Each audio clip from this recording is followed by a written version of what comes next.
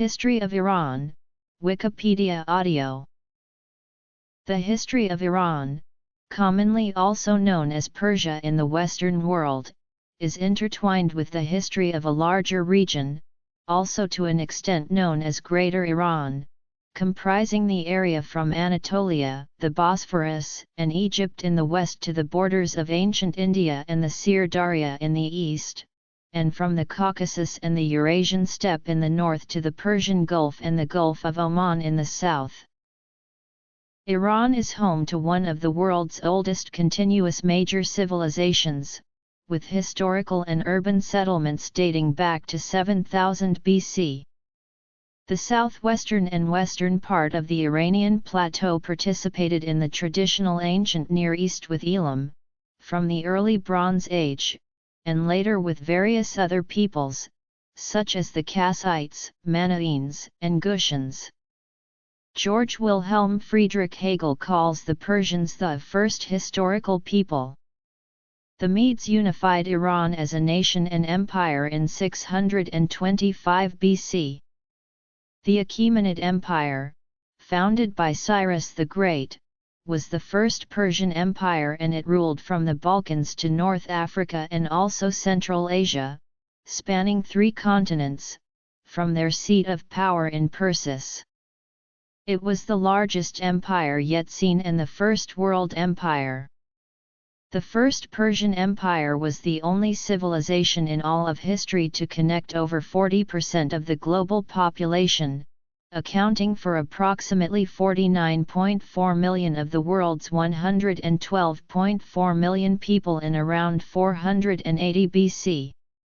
They were succeeded by the Seleucid, Parthian, and Sasanian empires, who successively governed Iran for almost 1,000 years and made Iran once again as a leading power in the world. Persia's arch-rival was the Roman Empire and its successor, the Byzantine Empire. The Persian Empire proper begins in the Iron Age, following the influx of Iranian peoples. Iranian people gave rise to the Medes, the Achaemenid, Parthian, and Sasanian empires of classical antiquity. Prehistory. Once a major empire, Iran has endured invasions too, by the Greeks, Arabs, Turks, and the Mongols. Iran has continually reasserted its national identity throughout the centuries and has developed as a distinct political and cultural entity. The Muslim conquest of Persia ended the Sasanian Empire and is a turning point in Iranian history. Islamization of Iran took place during the 8th to 10th centuries, leading to the eventual decline of Zoroastrianism in Iran as well as many of its dependencies. However, the achievements of the previous Persian civilizations were not lost, but were to a great extent absorbed by the new Islamic polity and civilization *. Iran, with its long history of early cultures and empires, had suffered particularly hard during the late Middle Ages and the early modern period. Many invasions of nomadic tribes, whose leaders became rulers in this country, affected it negatively. Iran was reunified as an independent state in 1501 by the Safavid dynasty, which set Shia Islam as the empire's official religion, marking one of the most important turning points in the history of Islam. Functioning again as a leading power, this time amongst the neighboring Ottoman Empire, its arch-rival for centuries, Iran had been a monarchy ruled by an emperor almost without interruption from 1501 until the 1979 Iranian Revolution, when Iran officially became an Islamic republic on April 1, 1979.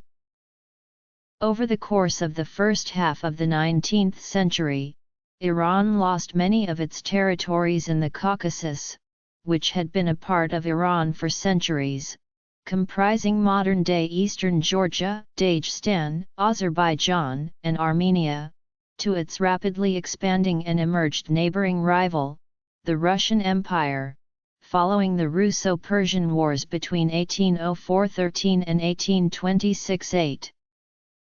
The earliest archaeological artifacts in Iran were found in the Kashafrud and Genj Par sites that are thought to date back to 100,000 years ago in the Middle Paleolithic. Mousterian stone tools made by Neanderthals have also been found. There are more cultural remains of Neanderthals dating back to the Middle Paleolithic period, which mainly have been found in the Zagros region and fewer in central Iran at sites such as Koba, Kunji, Baisitun Cave, Tamtama, Werwaisai, and Yaftay Cave. In 1949, a Neanderthal radius was discovered by Carlton S. Kuhn in Baisitun Cave. Evidence for Upper Paleolithic and Epi-Paleolithic periods are known mainly from the Zagros Mountains in the caves of Kermanshah, Piranshah, and Koramabad and a few number of sites in the Alborz and central Iran. During this time, people began creating rock art. Early agricultural communities such as Koa-Golan in 10,000 BC along with settlements such as Koa-Bonat in 8,000 BC, began to flourish in and around the Zagros Mountains region in western Iran. Around about the same time, the earliest known clay vessels and modeled human and animal terracotta figurines were produced at Genj Deri, also in western Iran. There are also 10,000-year-old human and animal figurines from Tepe Sarab in Kermanshah province among many other ancient artifacts. The southwestern part of Iran was part of the Fertile Crescent where most of humanity's first major crops were grown, in villages such as Susa and settlements such as Koamish, dating back to 6800 BC. There are 7,000-year-old jars of wine excavated in the Zagros Mountains and ruins of 7,000-year-old settlements such as Tepe Sayak are further testament to that. The two main Neolithic Iranian settlements were the Zayandeh River culture and Genj Deri.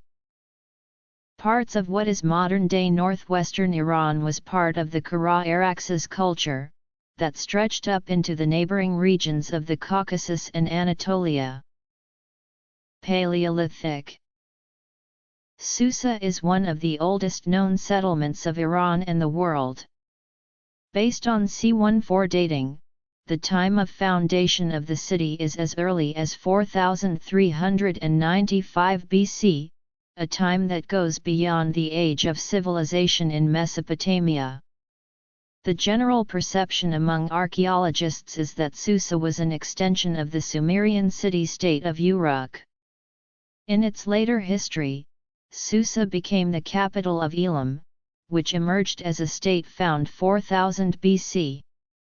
There are also dozens of prehistoric sites across the Iranian plateau pointing to the existence of ancient cultures and urban settlements in the 4th millennium BC. One of the earliest civilizations in Iranian plateau was the Giroft culture in southeastern Iran in the province of Kerman. It is one of the most artifact-rich archaeological sites in the Middle East. Archaeological excavations in Giroft led to the discovery of several objects belonging to the 4th millennium BC. There is a large quantity of objects decorated with highly distinctive engravings of animals, mythological figures, and architectural motifs. The objects and their iconography are unlike anything ever seen before by archaeologists. Many are made from chlorite, a gray-green soft stone, others are in copper, bronze, terracotta, and even lapis lazuli. Recent excavations at the sites have produced the world's earliest inscription which predates Mesopotamian inscriptions. There are records of numerous other ancient civilizations on the Iranian plateau before the emergence of Iranian peoples during the early Iron Age. The early Bronze Age saw the rise of urbanization into organized city-states and the invention of writing in the Near East. While Bronze Age Elam made use of writing from an early time, the Proto-Elamite script remains undeciphered, and records from Sumer pertaining to Elam are scarce. Russian historian Igor M. Diakonov states that the modern inhabitants of the Iranian plateau are descendants of mainly non-Persian groups. It is the autochthonies of the Iranian plateau, and not the Proto-Indo-European tribes of Europe, which are, in the main, the ancestors, in the physical sense of the word, of the present-day Iranians. Records become more tangible with the rise of the Neo-Assyrian Empire and its records of incursions from the Iranian plateau. As early as the 20th century BC, tribes came to the Iranian plateau from the Pontic-Caspian steppe. The arrival of Iranians on the Iranian plateau forced the Elamites to relinquish one area of their empire after another and to take refuge in Elam, Khuzestan, and the nearby area, which only then became coterminous with Elam. Bahman Firazmandi say that the southern Iranians might be intermixed with the Elamite peoples living in the plateau. By the mid-1st millennium BC, Medes, Persians, and Parthians populated the Iranian plateau. Until the rise of the Medes, they all remained under Assyrian domination, like the rest of the Near East. In the first half of the 1st millennium BC, parts of what is now Iranian Azerbaijan were incorporated into Urartu. A map of the Achaemenid Empire. The Achaemenid Empire at its greatest extent. Neolithic to Chalcolithic. Bronze Age. The monument assumed to be the tomb of Cyrus the Great. Early Iron Age. Classical Antiquity. Median and Achaemenid Empire. Hellenic Conquest and Seleucid Empire. Parthian Empire. Representation of the palace of Darius I at Persepolis. In 646 BC, Assyrian king Ashur-bani-pal sacked Susa, which ended Elamite supremacy in the region. For over 150 years Assyrian kings of nearby northern Mesopotamia had been wanting to conquer Median tribes of western Iran. Under pressure from Assyria, the small kingdoms of the western Iranian plateau coalesced into increasingly larger and more centralized states. In the second half of 7th century BC, the Medes gained their independence and were united by dioceses. In 612 BC, Cyaxares, Dioceses' grandson, and the Babylonian king Nabopolassar invaded Assyria and laid siege to and eventually destroyed Nineveh, the Assyrian capital, which led to the fall of the Neo-Assyrian Empire. Urartu was later on conquered and dissolved as well by the Medes. The Medes are credited with founding Iran as a nation and empire, and established the First Iranian Empire, the largest of its day until Cyrus the Great established a unified empire of the Medes and Persians, leading to the Achaemenid Empire. Sasanian Empire. Cyrus the Great overthrew, in turn, the Median, Lydian, and Neo-Babylonian empires, creating an empire far larger than Assyria. He was better able, through more benign policies, to reconcile his subjects to Persian rule. The longevity of his empire was one result. The Persian king, like the Assyrian, was also king of kings, Zaya in great king, Megas Basileus, as known by the Greeks. Cyrus's son, Cambyses II, conquered the last major power of the region, ancient Egypt, causing the collapse of the 26th dynasty of Egypt. Since he became ill and died before, or while, leaving Egypt, stories developed, as related by Herodotus, that he was struck down for impiety against the ancient Egyptian deities. The winner, Darius I, based his claim on membership in a collateral line of the Achaemenid Empire. Darius' first capital was at Susa, and he started the building program at Persepolis. He rebuilt a canal between the Nile and the Red Sea, a forerunner of the modern Suez Canal. He improved the extensive road system, and it is during his reign that mention is first made of the Royal Road, a great highway stretching all the way from Susa to Sardis with posting stations at regular intervals. Major reforms took place under Darius. Coinage, in the form of the daric and the shekel, was standardized, and administrative efficiency increased. The Old Persian language appears in royal inscriptions, written in a specially adapted version of the cuneiform script. Under Cyrus the Great and Darius I, the Persian Empire eventually became the largest empire in human history up until that point, ruling and administrating over most of the then-known world, as well as spanning the continents of Europe, Asia, and Africa. The greatest achievement was the empire itself. The Persian Empire represented the world's first superpower that was based on a model of tolerance and respect for other cultures and religions.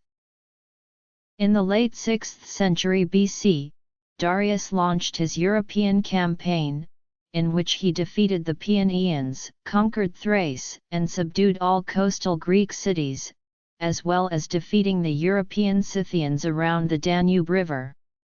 In 512–511, Macedon became a vassal kingdom of Persia. In 499 BC, Athens lent support to a revolt in Miletus, which resulted in the sacking of Sardis. This led to an Achaemenid campaign against mainland Greece known as the Greco-Persian Wars, which lasted the first half of the 5th century BC, and is known as one of the most important wars in European history. In the first Persian invasion of Greece, the Persian general Mardonius resubjugated Thrace and made Macedon a full part of Persia. The war eventually turned out in defeat, however. Darius' successor Xerxes I launched the second Persian invasion of Greece. At a crucial moment in the war, about half of mainland Greece was overrun by the Persians, including all territories to the north of the Isthmus of Corinth.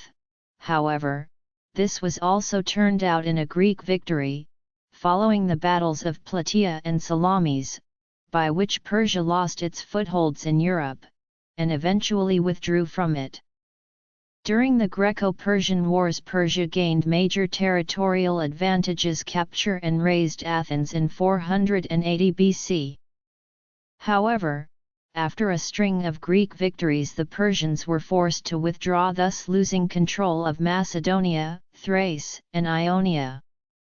Fighting continued for several decades after the successful Greek repelling of the second invasion, with numerous Greek city-states under the latter's newly formed Delian League, which eventually ended with the Peace of Callias in 449 BC, ending the Greco-Persian Wars.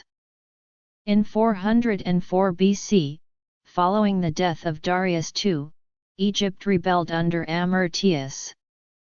Later pharaohs successfully resisted Persian attempts to reconquer Egypt until 343 BC, when Egypt was reconquered by Artaxerxes III.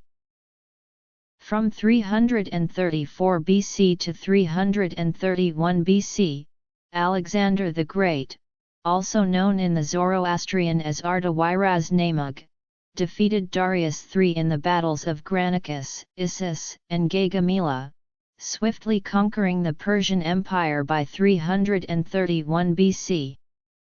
Alexander's empire broke up shortly after his death, and Alexander's general, Seleucus Nicator, tried to take control of Iran, Mesopotamia, and later Syria and Anatolia. His empire was the Seleucid Empire. He was killed in 281 BC by Ptolemy Karaounos. Medieval Iran. Greek language, philosophy, and art came with the colonists. During the Seleucid era, Greek became the common tongue of diplomacy and literature throughout the empire. The Parthian Empire was the realm of the Arsacid dynasty, who reunited and governed the Iranian plateau after the Parni conquest of Parthia and defeating the Seleucid Empire in the later 3rd century BC, and intermittently controlled Mesopotamia between ca 150 BC and 224 AD. The Parthian Empire quickly included Eastern Arabia. Caliphate and Sultanate era. Parthia was the eastern archenemy of the Roman Empire and it limited Rome's expansion beyond Cappadocia. The Parthian armies included two types of cavalry, the heavily armed and armored cataphracts and the lightly armed but highly mobile mounted archers. For the Romans, who relied on heavy infantry, the Parthians were too hard to defeat, as both types of cavalry were much faster and more mobile than foot soldiers. The Parthian shot used by the Parthian cavalry was most notably feared by the Roman soldiers, which proved pivotal in the crushing Roman defeat at the Battle of Carrhae. On the other hand, the Parthians found it difficult to occupy conquered areas as they were unskilled in siege warfare. Because of these weaknesses, neither the Romans nor the Parthians were able completely to annex each other's territory. Islamic conquest of Persia. The Umayyad Caliphate and its incursions into the Caspian coast. The Abbasid Caliphate and Iranian semi-independent governments. The Parthian Empire subsisted for 5 centuries, longer than most Eastern empires. The end of this empire came at last in 224 AD, when the empire's organization had loosened and the last king was defeated by one of the empire's vassal peoples, the Persians under the Sasanians. However, the Arsacid dynasty continued to exist for centuries onwards in Armenia, the Iberia, and the Caucasian Albania, which were all eponymous branches of the dynasty. The first Shah of the Sasanian Empire, Ardashir I, started reforming the country economically and militarily. For a period of more than 400 years, Iran was once again one of the leading powers in the world, alongside its neighboring rival, the Roman and then Byzantine empires. The empire's territory, at its height, encompassed all of today's Iran, Iraq, Azerbaijan, Armenia, Georgia, Abkhazia, Dagestan, Lebanon, Jordan, Palestine, Israel, parts of Afghanistan, Turkey, Syria, parts of Pakistan, Central Asia, Eastern Arabia, and parts of Egypt. Most of the Sasanian Empire's lifespan it was overshadowed by the frequent Byzantine-Sasanian wars, a continuation of the Roman-Parthian Wars and the all-comprising Roman-Persian Wars. The last was the longest-lasting conflict in human history. Started in the 1st century BC by their predecessors, the Parthians and Romans, the last Roman-Persian War was fought in the 7th century. The Persians defeated the Romans at the Battle of Edessa in 260 and took Emperor Valerian prisoner for the remainder of his life. Eastern Arabia was conquered early on. During Khosrow II's rule in 596–28, Egypt, Jordan, Palestine and Lebanon were also annexed to the empire.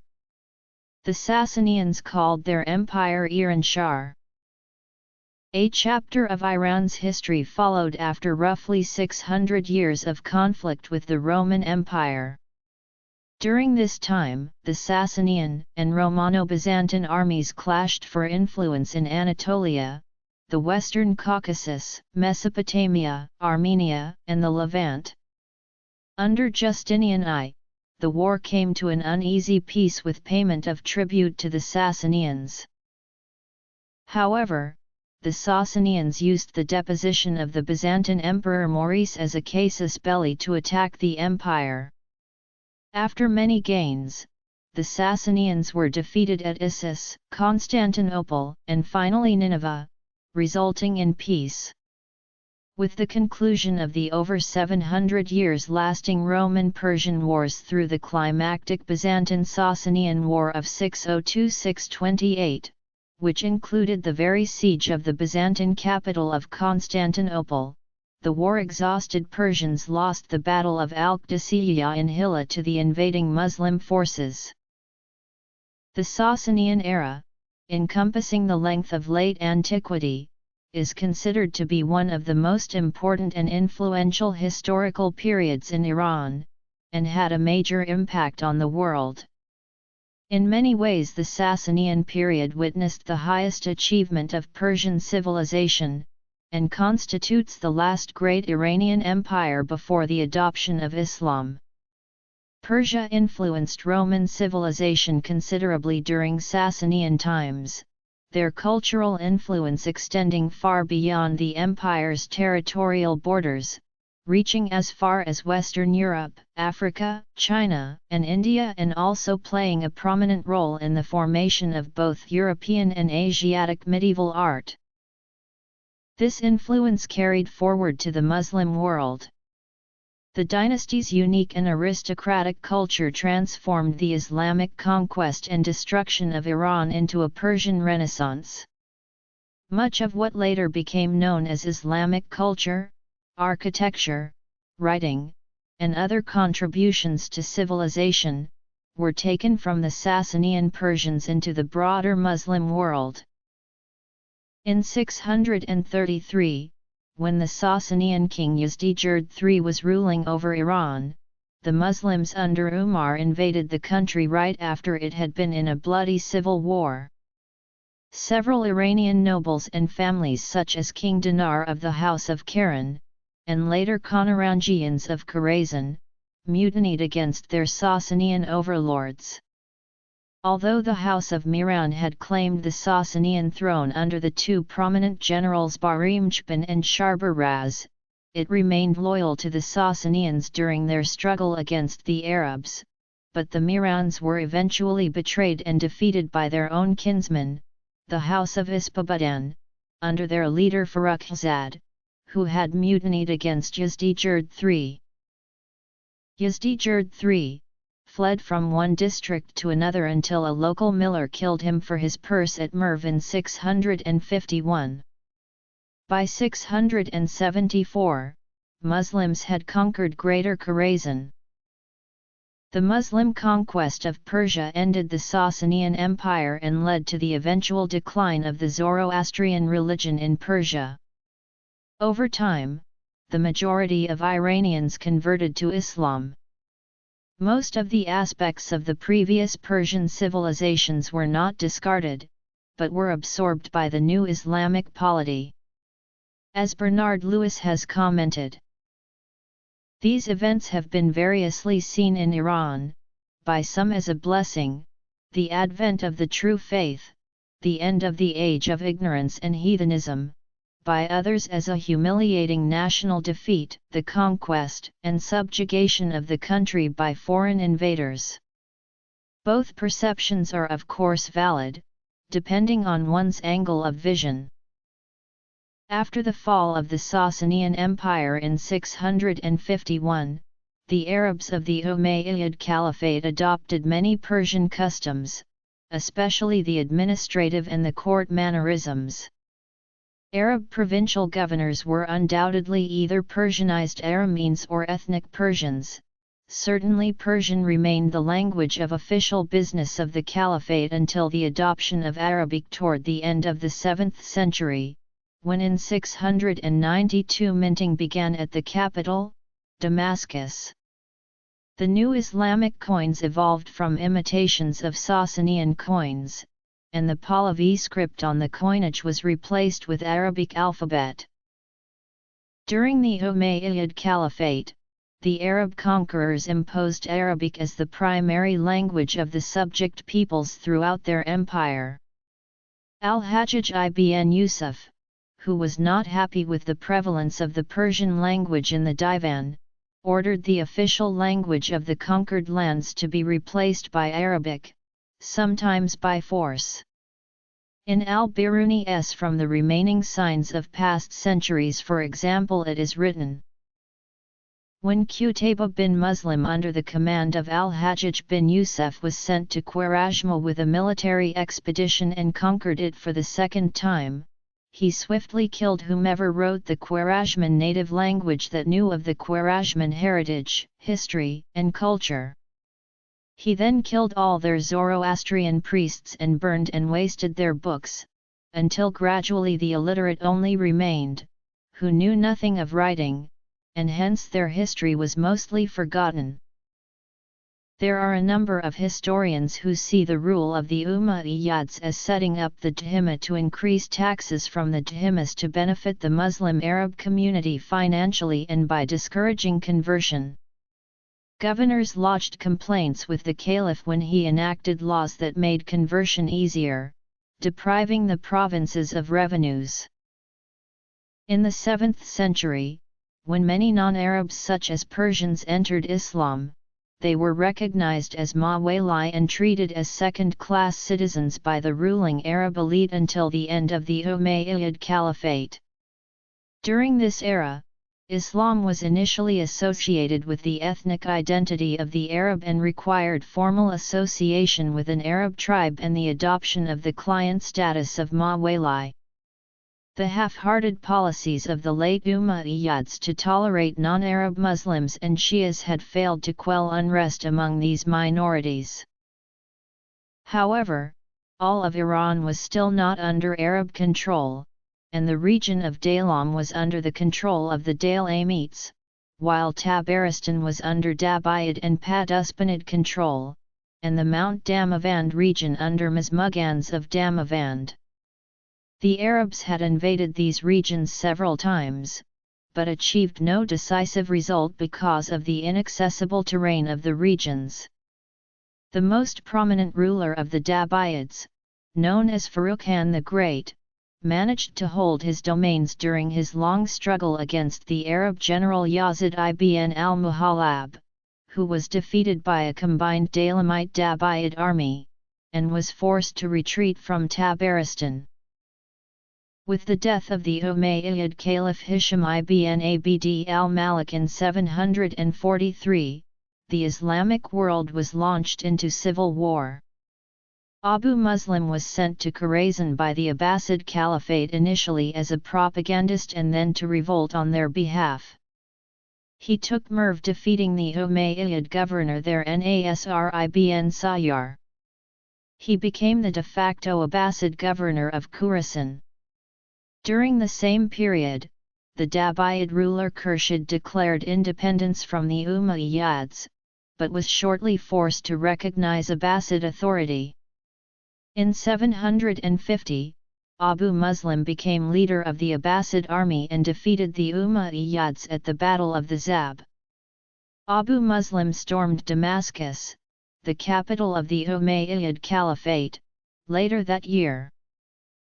The Abbasid army consisted primarily of Khorasanians and was led by an Iranian general, Abu Muslim Khorasani.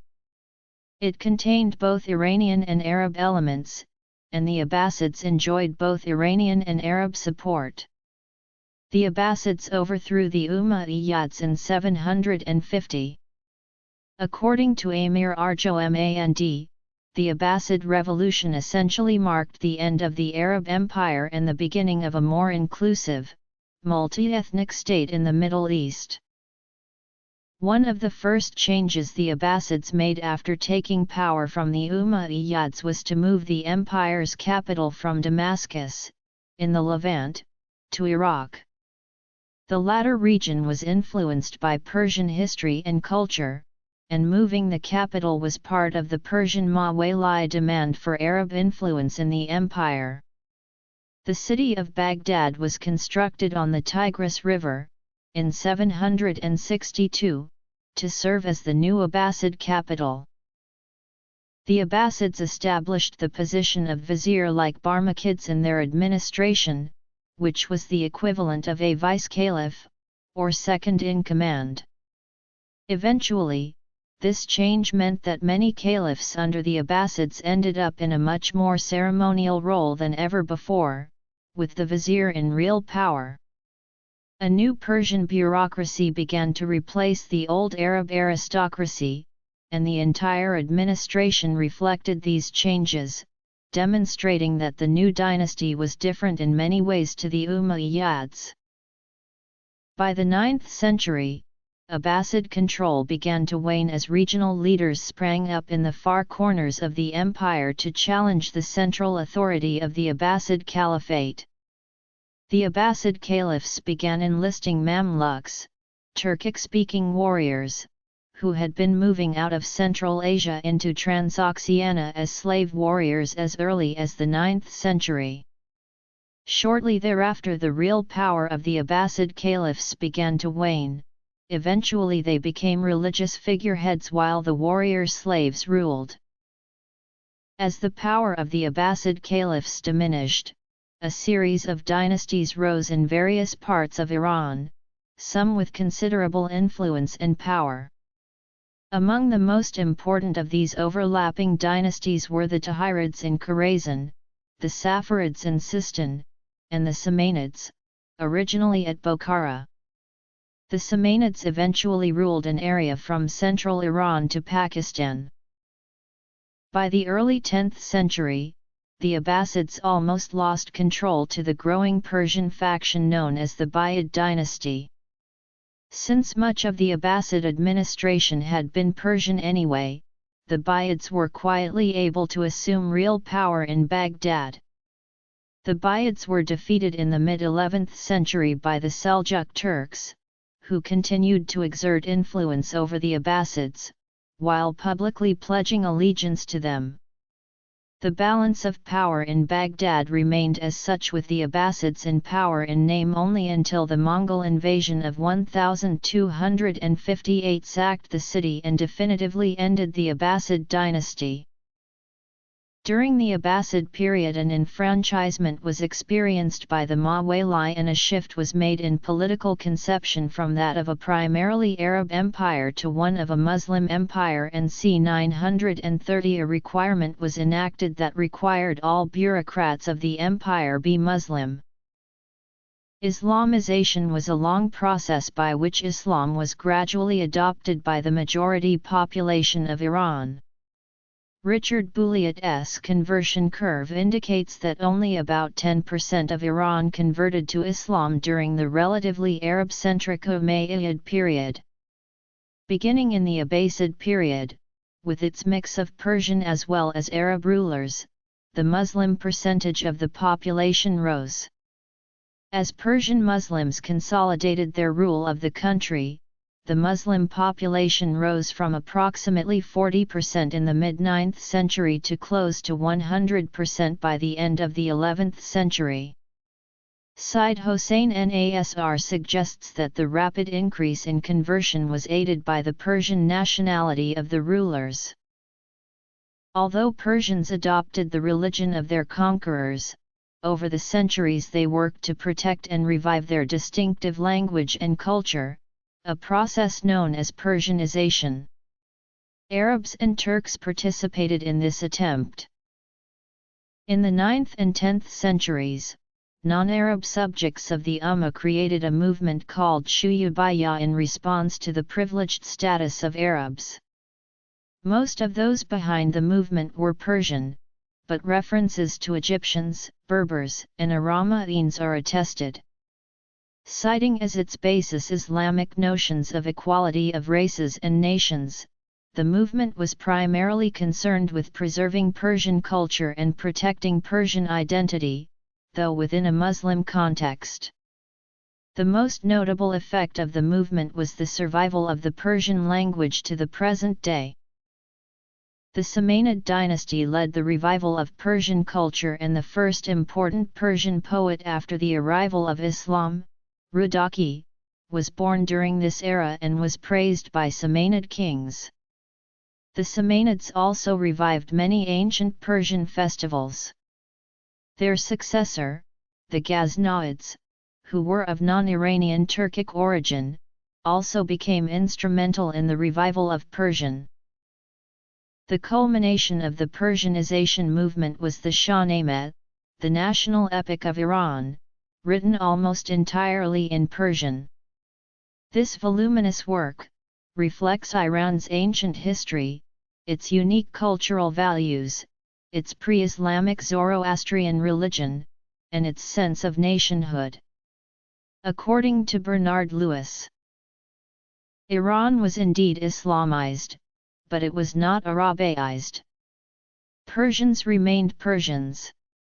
And after an interval of silence, Iran re-emerged as a separate, different, and distinctive element within Islam, eventually adding a new element even to Islam itself. Culturally, politically, and most remarkable of all, even religiously, the Iranian contribution to this new Islamic civilization is of immense importance. The work of Iranians can be seen in every field of cultural endeavor, including Arabic poetry, to which poets of Iranian origin composing their poems in Arabic made a very significant contribution. In a sense, Iranian Islam is a second advent of Islam itself, a new Islam sometimes referred to as Islam-i-Ajam. It was this Persian Islam, rather than the original Arab Islam, that was brought to new areas and new peoples, to the Turks, first in Central Asia and then in the Middle East in the country which came to be called Turkey, and of course to India. The Ottoman Turks brought a form of Iranian civilization to the walls of Vienna. The Islamization of Iran was to yield deep transformations within the cultural, scientific, and political structure of Iran's society. The blossoming of Persian literature, philosophy, medicine, and art became major elements of the newly forming Muslim civilization. Inheriting a heritage of thousands of years of civilization, and being at the crossroads of the major cultural highways, contributed to Persia emerging as what culminated into the Islamic Golden Age. During this period, hundreds of scholars and scientists vastly contributed to technology, science, and medicine, later influencing the rise of European science during the Renaissance.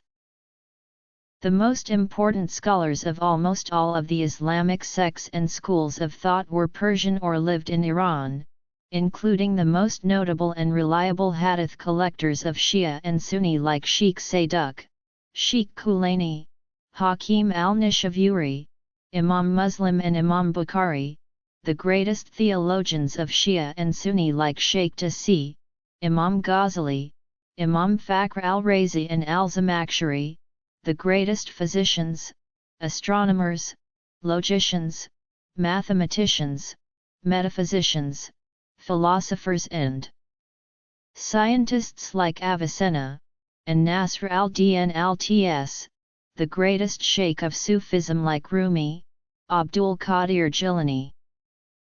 In 977 a Turkic governor of the Samanids, Sabuktigin, conquered Ghazna and established a dynasty, the Ghaznavids, that lasted to 1186. The Ghaznavid Empire grew by taking all of the Samanid territories south of the Amu Darya in the last decade of the 10th century, and eventually occupied parts of eastern Iran, Afghanistan, Pakistan, and northwest India. The Ghaznavids are generally credited with launching Islam into a mainly Hindu India. The invasion of India was undertaken in 1000 by the Ghaznavid ruler, Mahmud, and continued for several years. They were unable to hold power for long, however, particularly after the death of Mahmud in 1030. By 1040 the Seljuks had taken over the Ghaznavid lands in Iran. The Seljuks, who like the Ghaznavids were Persianate in nature and of Turkic origin, slowly conquered Iran over the course of the 11th century. The dynasty had its origins in the Turkoman tribal confederations of Central Asia and marked the beginning of Turkic power in the Middle East. They established a Sunni Muslim rule over parts of Central Asia and the Middle East from the 11th to 14th centuries. They set up an empire known as Great Seljuk Empire that stretched from Anatolia in the west to western Afghanistan in the east and the western borders of China in the northeast, and was the target of the First Crusade. Today they are regarded as the cultural ancestors of the Western Turks, the present-day inhabitants of Azerbaijan, Turkey, and Turkmenistan, and they are remembered as great patrons of Persian culture, art, literature, and language. The dynastic founder, Tughril Beg, turned his army against the Ghaznavids in Khorasan. He moved south and then west, conquering but not wasting the cities in his path. In 1055 the Caliph in Baghdad gave Tughril Beg robes, gifts, and the title King of the East. Under Tughril Beg's successor, Malik Shah, Iran enjoyed a cultural and scientific renaissance, largely attributed to his brilliant Iranian vizier, Nizam al-Mulk. These leaders established the observatory where Omar Khayyam did much of his experimentation for a new calendar, and they built religious schools in all the major towns. They brought Abu Hamid Ghazali, one of the greatest Islamic theologians, and other eminent scholars to the Seljuk capital at Baghdad and encouraged and supported their work. Islamic Golden Age, Shuyubiya movement, and Persianization process. When Malik Shah I died in 1092, the empire split as his brother and four sons quarreled over the apportioning of the empire among themselves. In Anatolia, Malik Shah I was succeeded by Kila Yarslan I who founded the Sultanate of Rum, and in Syria by his brother Tutush I. In Persia he was succeeded by his son Mahmud I whose reign was contested by his other three brothers Barkiarak in Iraq, Muhammad I in Baghdad and Ahmad Sanjar in Khorasan. As Seljuk power in Iran weakened, other dynasties began to step up in its place, including a resurgent Abbasid Caliphate and the Khwarezm Shahs. The Khwarezmid Empire was a Sunni Muslim Persianate dynasty, of East Turkic origin, that ruled in Central Asia. Originally vassals of the Seljuks, they took advantage of the decline of the Seljuks to expand into Iran. In 1194 the Khwarezm Shah Ala ad-Din Tikish defeated the Seljuk Sultan Tokhrul III in battle and the Seljuk Empire in Iran collapsed. Of the former Seljuk Empire, only the Sultanate of Rum in Anatolia remained. A serious internal threat to the Seljuks during their reign came from the Ismailis, a secret sect with headquarters at Alamut between Rasht and Tehran. They controlled the immediate area for more than 150 years and sporadically sent out adherents to strengthen their rule by murdering important officials. Several of the various theories on the etymology of the word assassin derive from these killers. Parts of northwestern Iran were conquered in the early 13th century AD by the Kingdom of Georgia, led by Tamar the Great. The Khwarezmid Empire only lasted for a few decades, until the arrival of the Mongols. Genghis Khan had unified the Mongols, and under him the Mongol Empire quickly expanded in several directions, until by 1218 it bordered Khwarezm. At that time, the Khwarezmid Empire was ruled by Ala ad-Din Muhammad. Muhammad, like Genghis, was intent on expanding his lands and had gained the submission of most of Iran. He declared himself Shah and demanded formal recognition from the Abbasid Caliph and Nasir. When the Caliph rejected his claim, Ala ad-Din Muhammad proclaimed one of his nobles Caliph and unsuccessfully tried to depose an-Nasir. The Mongol invasion of Iran began in 1219, after two diplomatic missions to Khwarezm sent by Genghis Khan had been massacred. During 1220–21 Bokhara, Samarkand, Herat, Tus, and Nishapur were razed, and the whole populations were slaughtered. The Khwarezm Shah fled, to die on an island off the Caspian coast. During the invasion of Transoxania in 1219, along with the main Mongol force, Genghis Khan used a Chinese specialist catapult unit in battle. They were used again in 1220 in Transoxania. The Chinese may have used the catapults to hurl gunpowder bombs, since they already had them by this time. Persianate states and dynasties.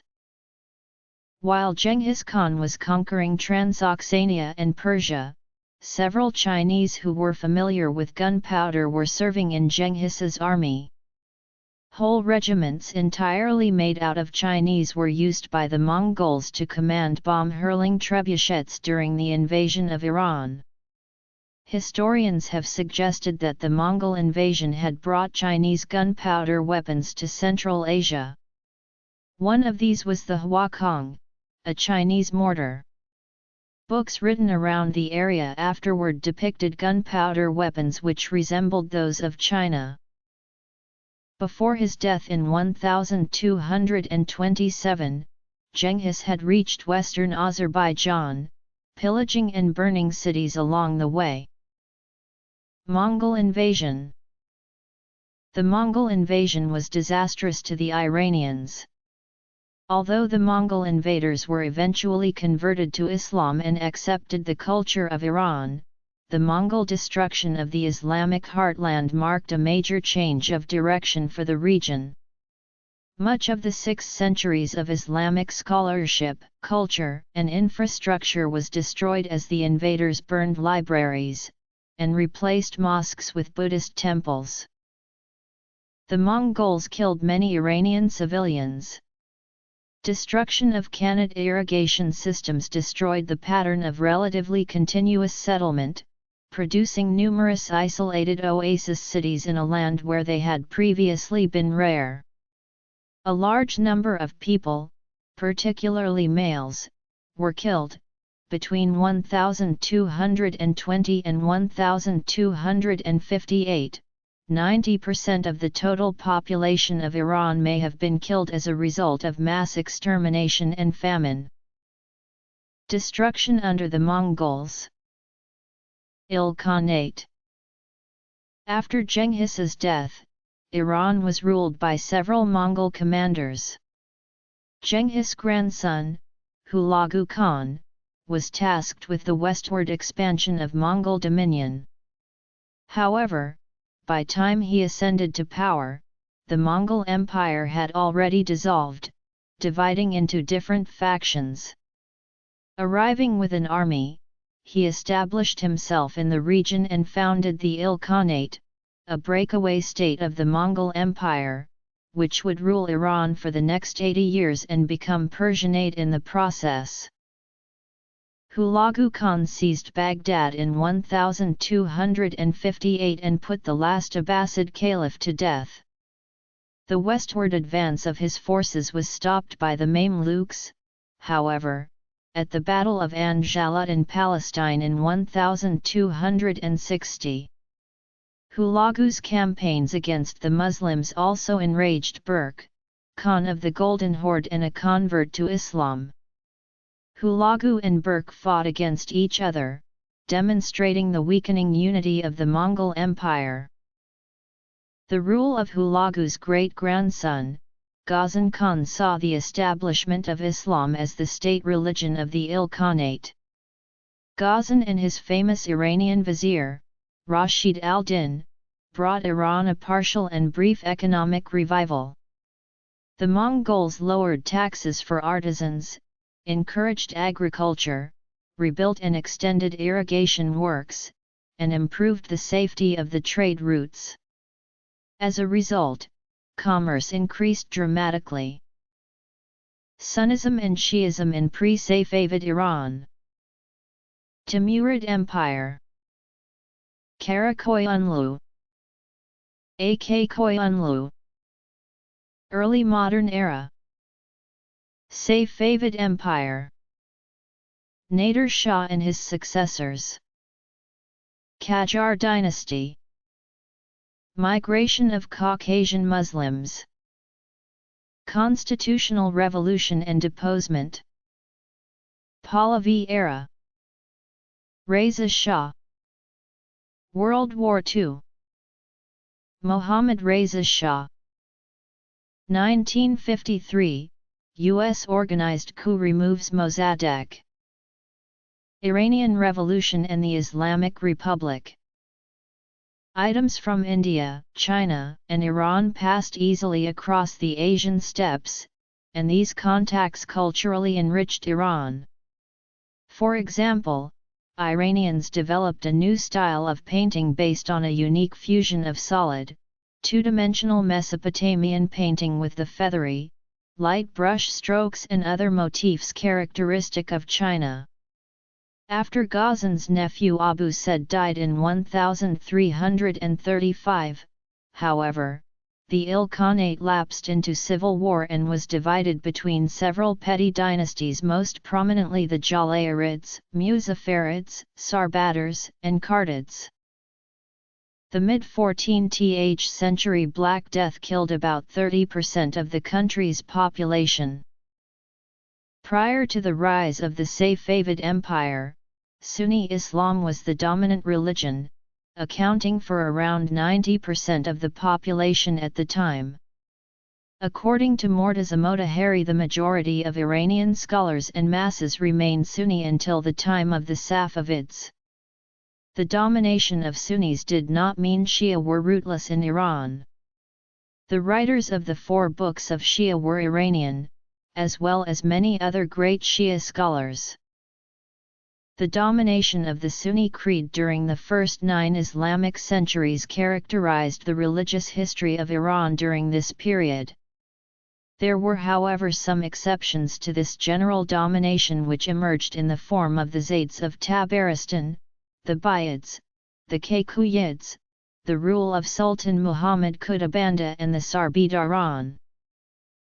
Apart from this domination there existed, firstly, throughout these 9 centuries, Shia inclinations among many Sunnis of this land and, secondly, original Imami Shi'ism as well as Zayd Shi'ism had prevalence in some parts of Iran.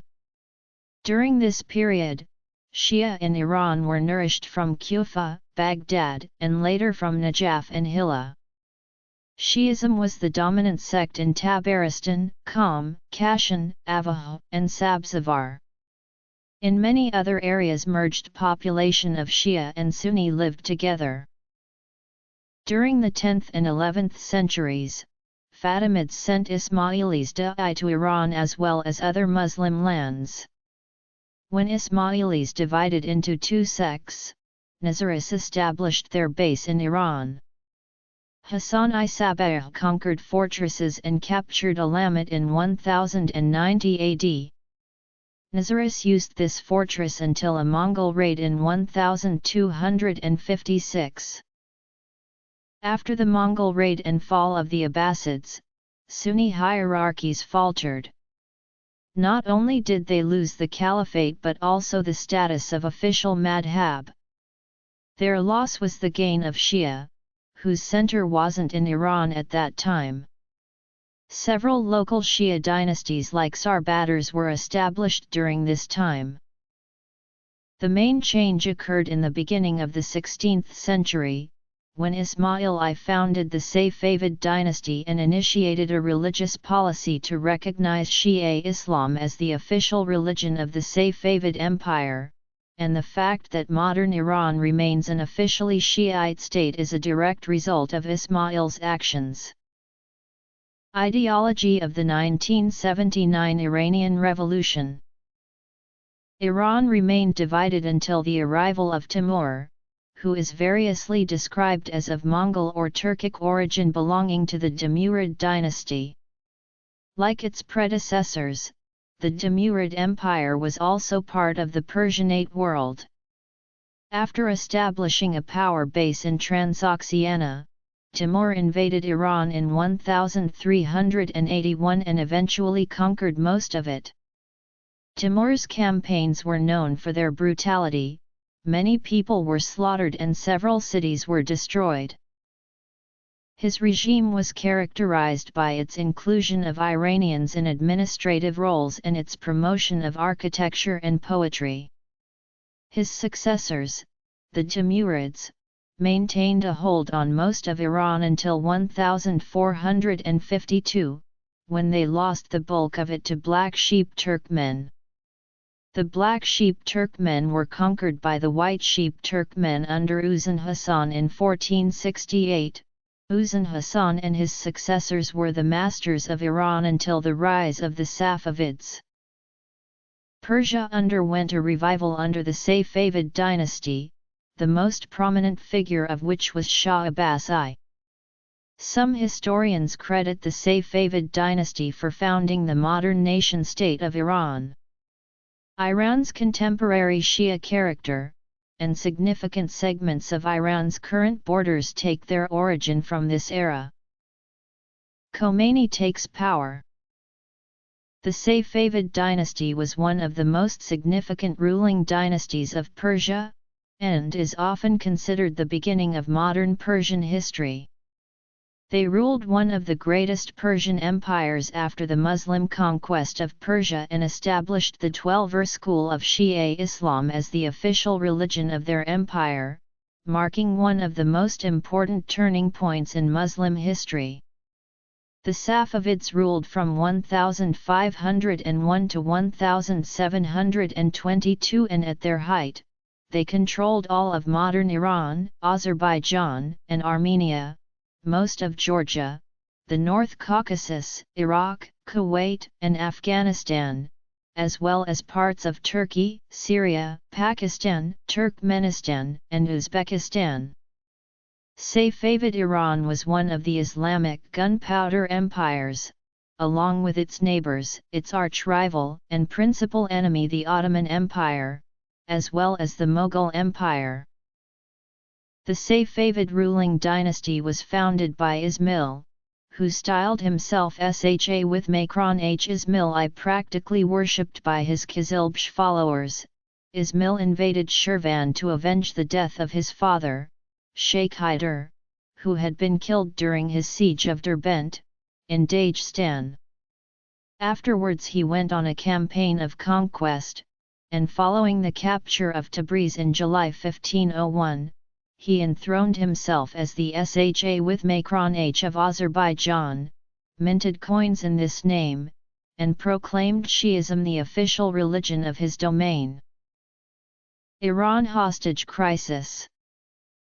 Although initially the masters of Azerbaijan and southern Dagestan only, the Safavids had, in fact, won the struggle for power in Persia, which had been going on for nearly a century between various dynasties and political forces following the fragmentation of the Karakoyunlu and the Aq-Koyunlu. A year after his victory in Tabriz, Ismail proclaimed most of Persia as his domain, and quickly conquered and unified Iran under his rule. Soon afterwards, the new Safavid Empire rapidly conquered regions, nations, and peoples in all directions, including Armenia, Azerbaijan, parts of Georgia, Mesopotamia, Kuwait, Syria, Dagestan, large parts of what is now Afghanistan, parts of Turkmenistan, and large chunks of Anatolia, laying the foundation of its multi-ethnic character which would heavily influence the empire itself.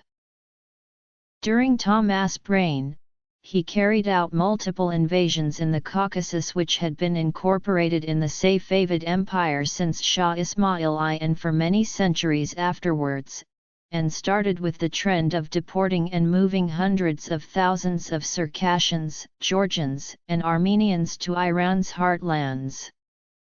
Initially only solely put in the royal harems, royal guards, and minor other sections of the empire, Tahmasp believed he could eventually reduce the power of the Qizilbash, by creating and fully integrating a new layer in Iranian society. As Encyclopedia Iranica states, for Tahmasp, the problem circled around the military tribal elite of the empire, the Kezalb, who believed that physical proximity to and control of a member of the immediate Safavid family guaranteed spiritual advantages, political fortune, and material advancement. With this new Caucasian layer in Iranian society, the indisputable might of the Qizilbash would be questioned and fully diminished as society would become fully meritocratic. Iran-Iraq War.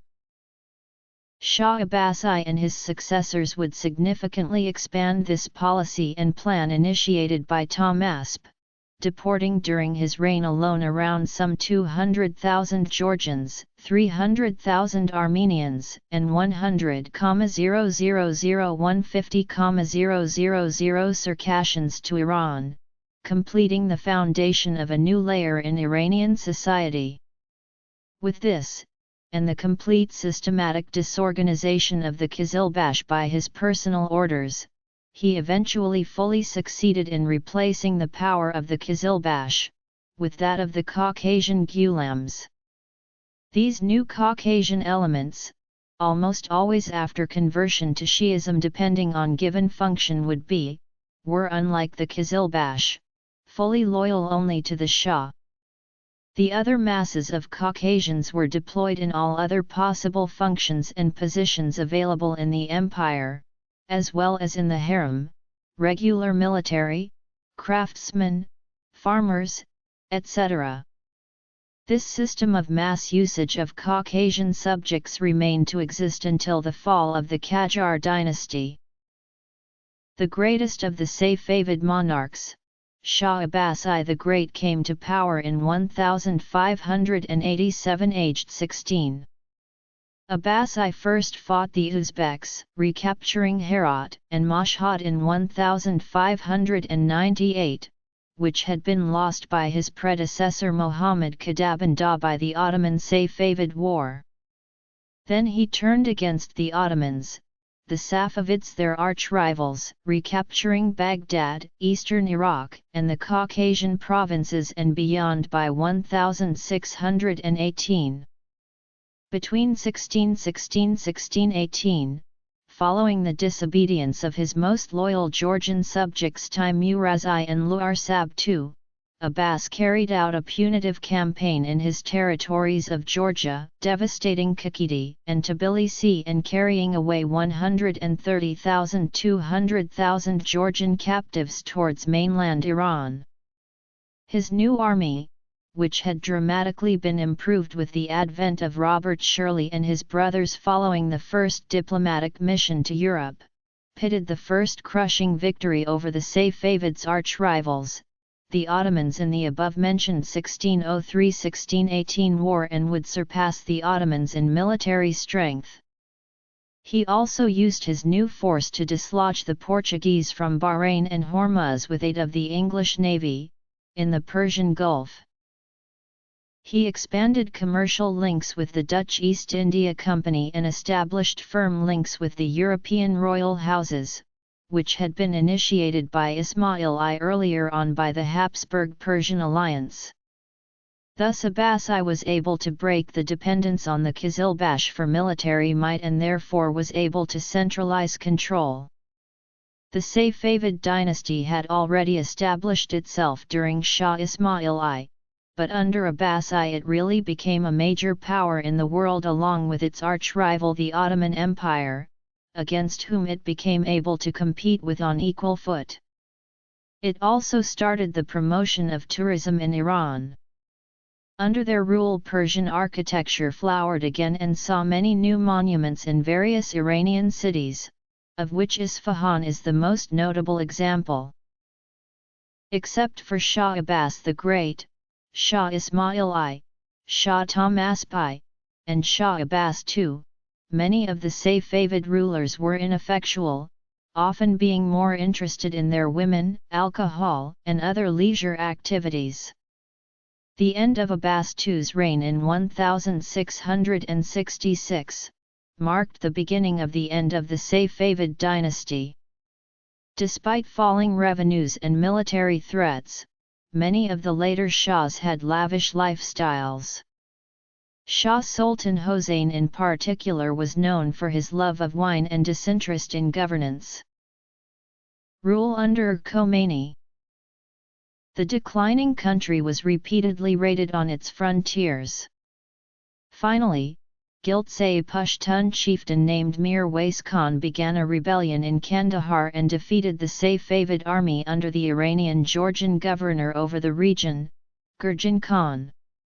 In 1722, Peter the Great of neighboring Imperial Russia launched the Russo-Persian War, capturing many of Iran's Caucasian territories, including Derbent, Shaki, Baku, but also Gilan, Mazandaran and Astrabad.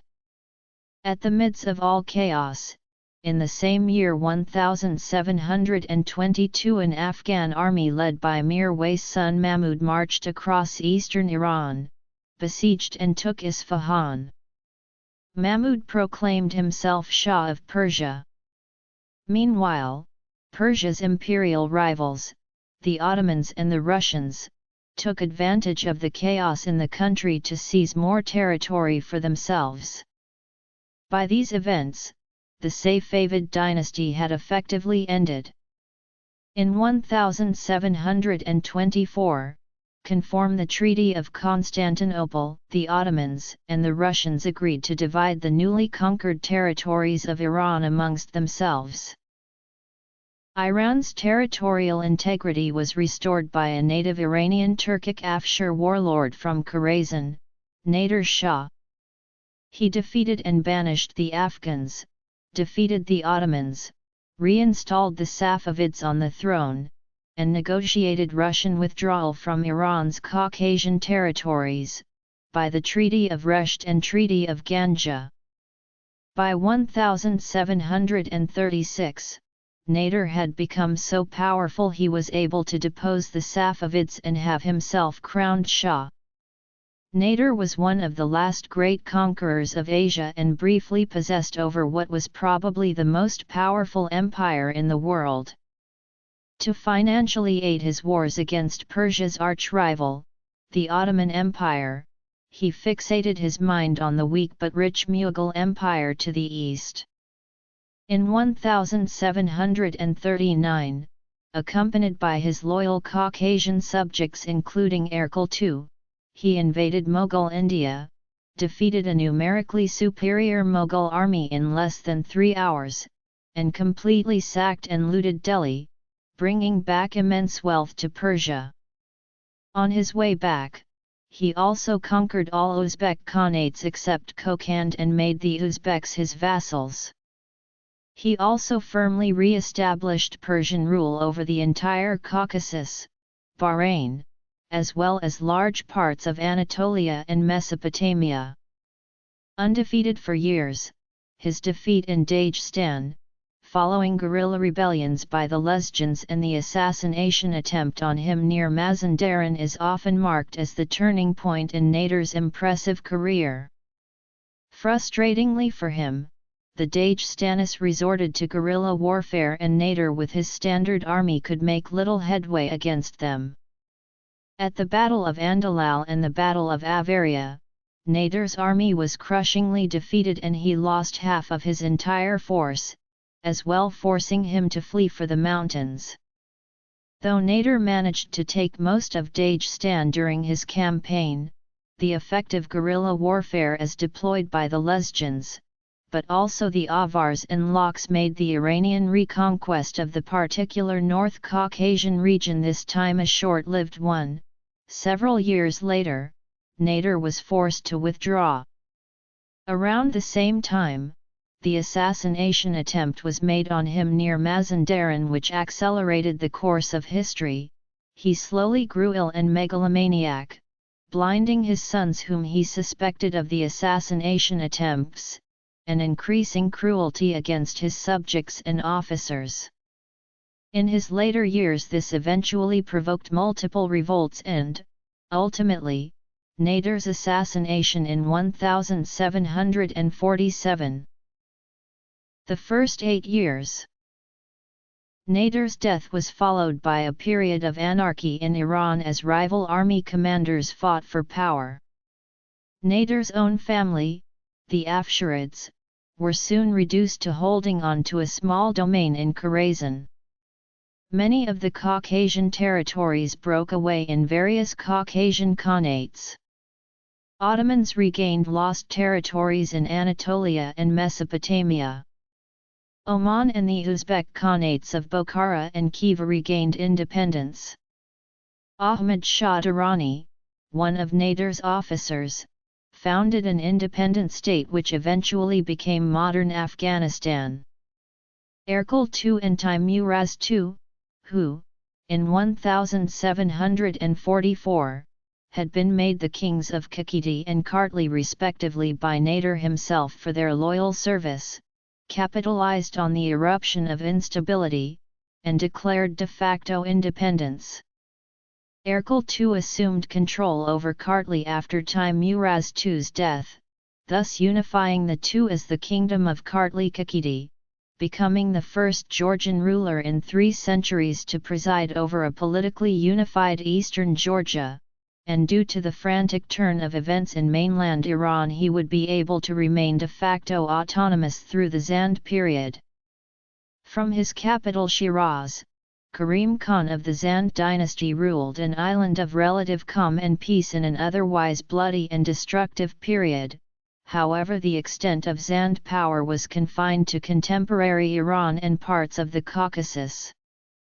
Karim Khan's death in 1779 led to yet another civil war in which the Qajar dynasty eventually triumphed and became kings of Iran.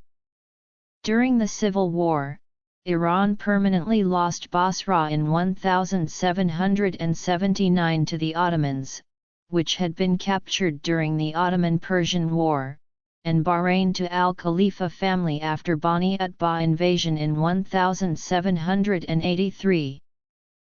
Reforms and consequences. Agha Muhammad Khan emerged victorious out of the civil war that commenced with the death of the last Zand king. His reign is noted for the re-emergence of a centrally led and united Iran. After the death of Nader Shah and the last of the Zands, most of Iran's Caucasian territories had broken away into various Caucasian khanates. Agha Muhammad Khan, like the Safavid kings and Nader Shah before him, viewed the region as no different than the territories in mainland Iran. Therefore, his first objective after having secured mainland Iran, was to reinsurpate the Caucasus region into Iran. Georgia was seen as one of the most integral territories. For Agha Muhammad Khan, the resubjugation and reintegration of Georgia into the Iranian Empire was part of the same process that had brought Shiraz, Isfahan, and Tabriz under his rule. As the Cambridge History of Iran states, its permanent secession was inconceivable and had to be resisted in the same way as one would resist an attempt at the separation of Fars or Gilan. It was therefore natural for Agha Muhammad Khan to perform whatever necessary means in the Caucasus in order to subdue and reincorporate the recently lost regions following Nader Shah's death and the demise of the Zands, including putting down what in Iranian eyes was seen as treason on the part of the Wali of Georgia, namely the Georgian king Erkal II, who was appointed viceroy of Georgia by Nader Shah himself. 2005 presidential election and consequences. Agha Muhammad Khan subsequently demanded Heraclius II to renounce the treaty with Russia of several years earlier, and to re-accept Persian suzerainty, in return for peace and the security of his kingdom. The Ottomans, Iran's neighboring rival, recognized the latter's rights over Kartli and Kakheti for the first time in 4 centuries. Heraclius appealed then to his theoretical protector, Empress Catherine II of Russia, pledging for at least 3,000 Russian troops, but he was ignored, leaving Georgia to fend off the Persian threat alone. Nevertheless, Heraclius too still rejected the Khan's ultimatum. As a response, Aga Muhammad Khan invaded the Caucasus region after crossing the Aras River, and, while on his way to Georgia, he resubjugated Iran's territories of the Evan Khanate, Shirvan, Nakhchivan Khanate, Ganja Khanate, Derbent Khanate, Baku Khanate, Talish Khanate, Shaki Khanate, Karabakh Khanate, which comprise modern-day Armenia, Azerbaijan, Dagestan, and Igdir. Having reached Georgia with his large army, it culminated in the Battle of Khrasanasi, which resulted in the capture and sack of Tbilisi, as well as the effective resubjugation of Georgia into Iran. Upon his return from his successful campaign in Tbilisi and in effective control over Georgia, together with some 15,000 Georgian captives that were moved back to mainland Iran, Aga Muhammad was formally crowned Shah in 1796 in the Mugan Plain, just like his predecessor Nader Shah was about 60 years earlier. 2013 presidential election and improving U.S.-Iran relations. Sources: Aga Muhammad Shah was later assassinated while preparing a second expedition against Georgia in 1797 in Shusha, and the seasoned King Heraclius died early in 1798. Reassessment of Iranian hegemony over Georgia did not last long. In 1799 the Russians marched into Tbilisi. The Russians were already actively occupied with an expansionistic policy towards its neighboring empires to its south, namely the Ottoman Empire and the successive Iranian kingdoms since the late 17th/early 18th century. The next 2 years following Russia's entrance into Tbilisi were a time of muddle and confusion, and the weakened and devastated Georgian kingdom, with its capital half in ruins, was easily absorbed by Russia in 1801. As Iran could not permit or allow the cession of Transcaucasia and Dagestan, which had made an integral part of Iran for centuries, it would lead directly to the wars of several years later, namely the Russo-Persian Wars of 1804–1813 and 1826–1828. The outcome of these two wars proved for the irrevocable forced cession and loss of what is nowadays eastern Georgia, Dagestan, Armenia, and Azerbaijan to Imperial Russia. The area to the north of the river Aras, among which the territory of the contemporary Republic of Azerbaijan, eastern Georgia, Dagestan, and Armenia were Iranian territory until they were occupied by Russia in the course of the 19th century. Painting showing the Battle of Sultanabad, February 13, 1812. State Hermitage Museum. Storming of Lank Aran, 1812. Painted by Franz Rubod. Battle of Elizabethpol, 1828. Franz Rubod. Part of the collection of the Museum for History, Baku. Following the official losing of the aforementioned vast territories in the Caucasus, major demographic shifts were bound to take place. Solidly Persian-speaking territories of Iran were lost, with all its inhabitants in it. Following the 1804–1814 war, but also per the 1826–1828 war which ceded the last territories, large migrations, so-called Caucasian muhajirs, set off to migrate to mainland Iran. Some of these groups included the Arams, Karapapaks, Circassians, Shia Lezgians, and other Transcaucasian Muslims. Through the Battle of Ganja of 1804 during the Russo-Persian War, many thousands of Arams and Karapapaks were settled in Tabriz. During the remaining part of the 1804–1813 war, as well as through the 1826–1828 war, the absolute bulk of the Arams and Karapapaks that were still remaining in newly conquered Russian territories were settled in and migrated to Solduz.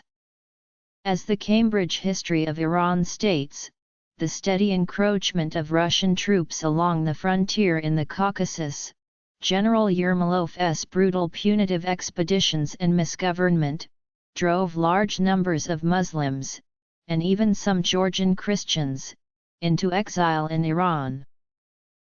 In 1864 until the early 20th century, another mass expulsion took place of Caucasian Muslims as a result of the Russian victory in the Caucasian War.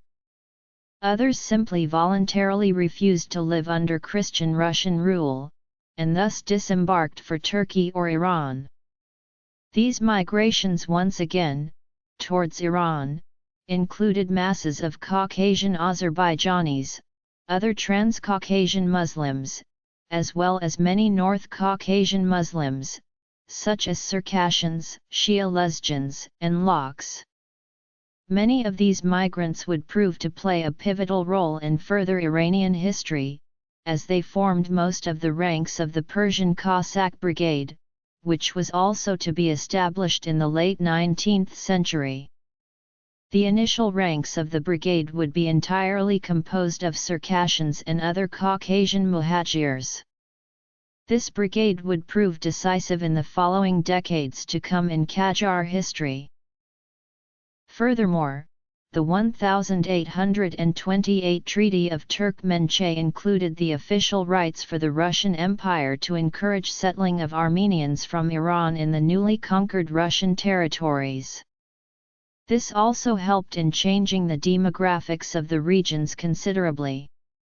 The Treaty of Adrianople, concluded with Turkey in 1829, granted for more mass settling of Armenians in the newly incorporated territories.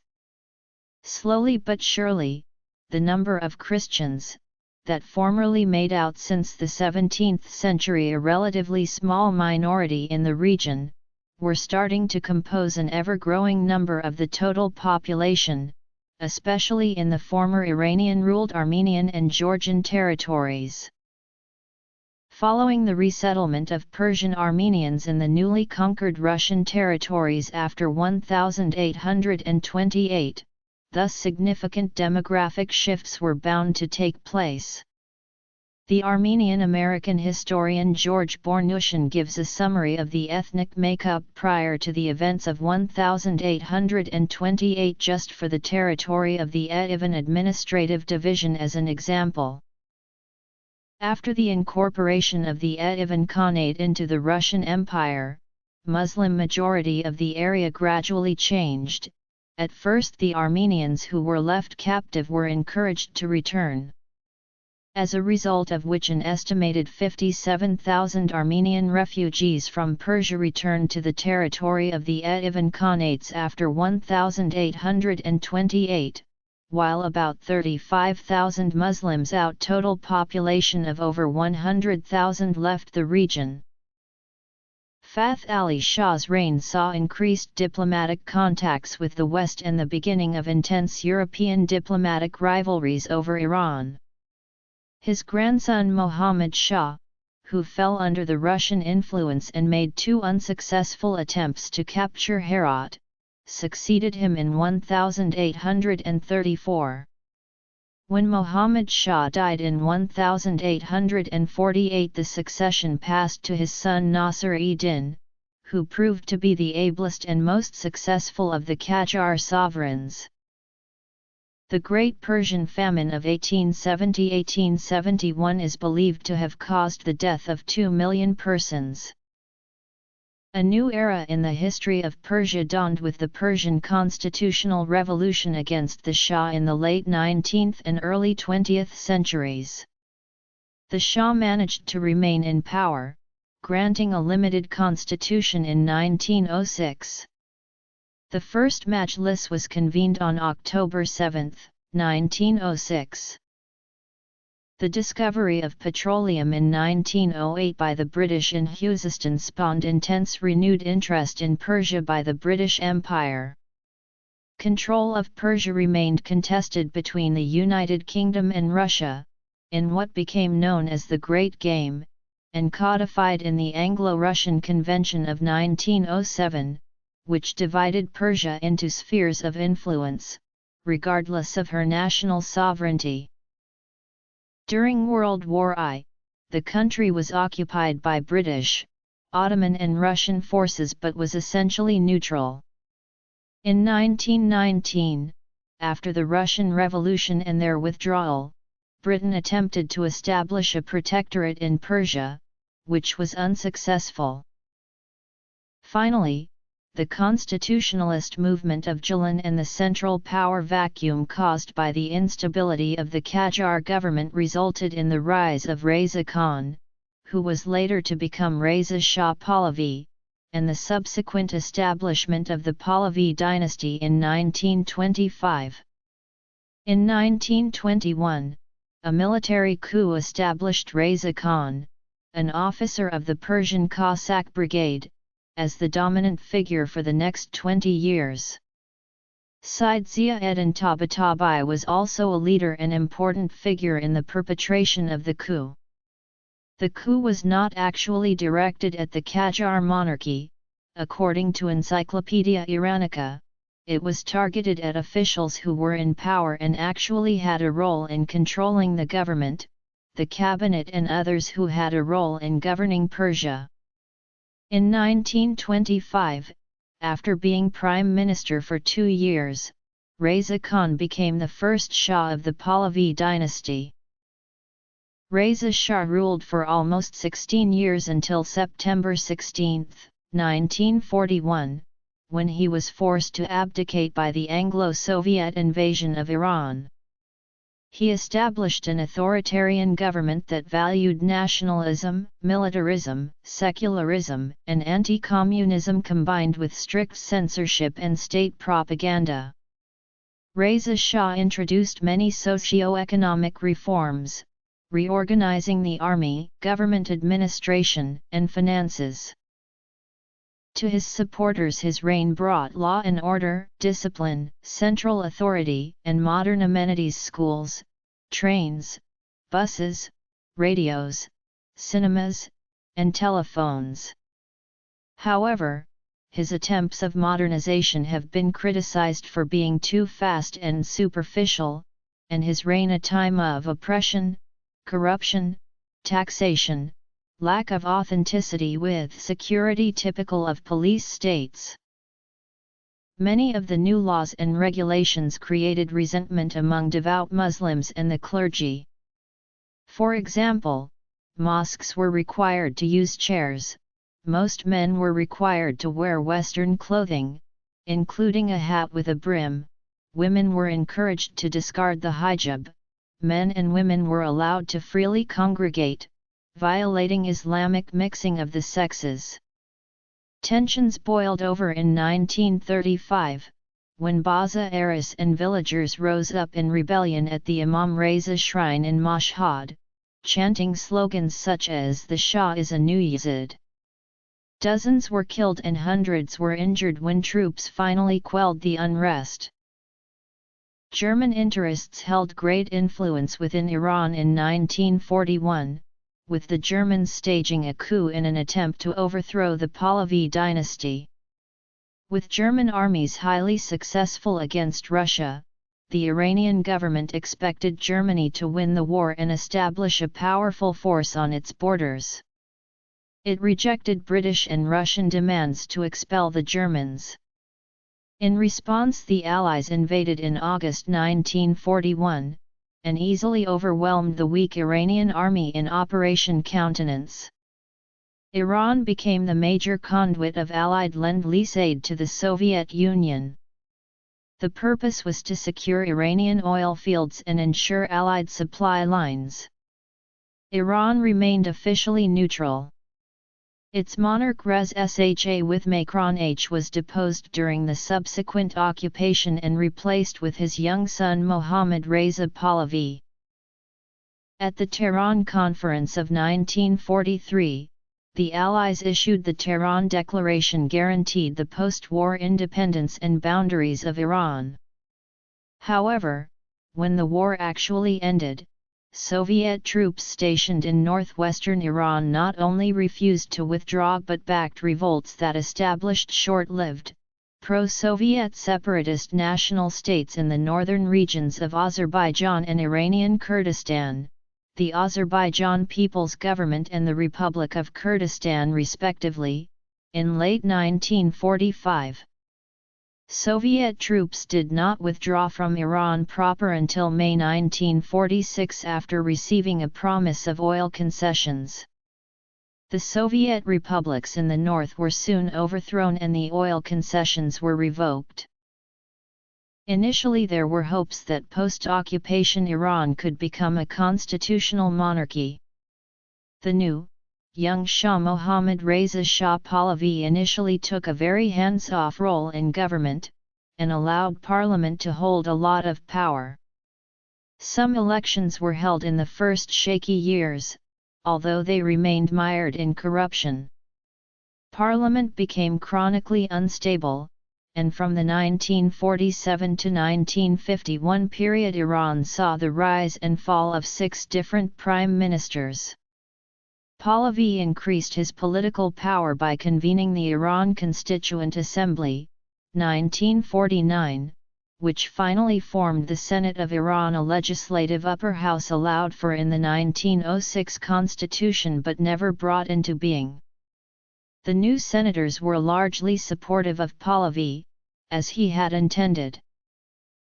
In 1951 Prime Minister Mohammad Mossadegh received the vote required from the parliament to nationalize the British-owned oil industry, in a situation known as the Abadan crisis. Despite British pressure, including an economic blockade, the nationalization continued.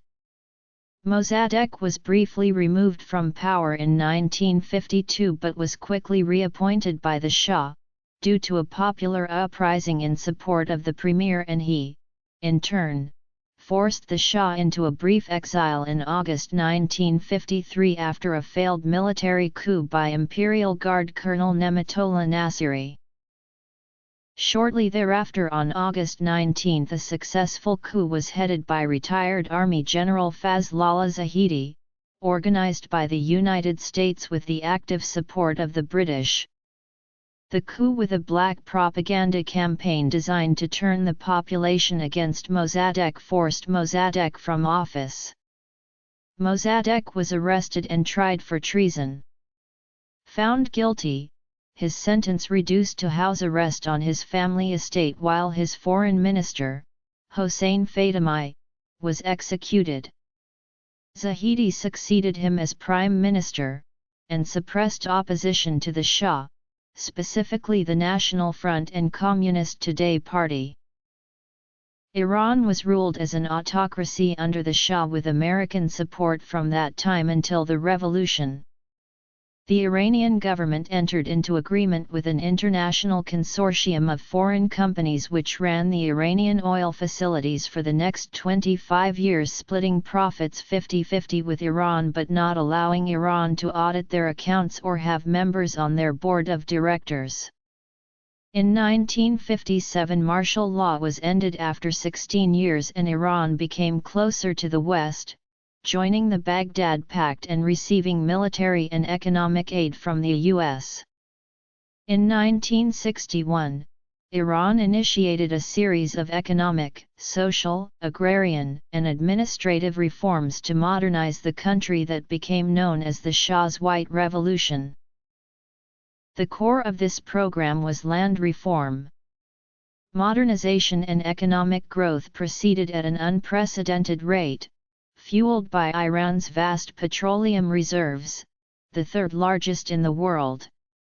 However, the reforms, including the White Revolution, did not greatly improve economic conditions, and the liberal pro-Western policies alienated certain Islamic religious and political groups.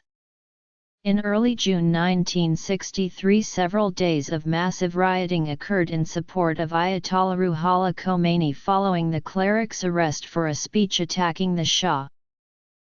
2 years later, Premier Hassan Ali Mansur was assassinated and the Internal Security Service, SEVAK, became more violently active.